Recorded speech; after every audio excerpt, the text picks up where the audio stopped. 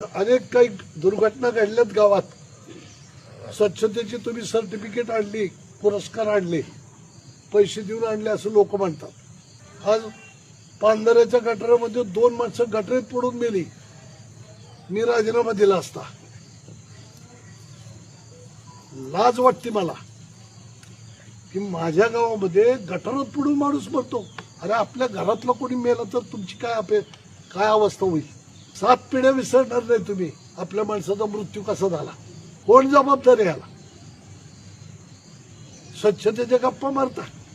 पैसेवाल्याची प्रतिष्ठा आहे आणि आमच्यासारख्या कार्यकर्त्याला काही प्रतिष्ठा नाही काय.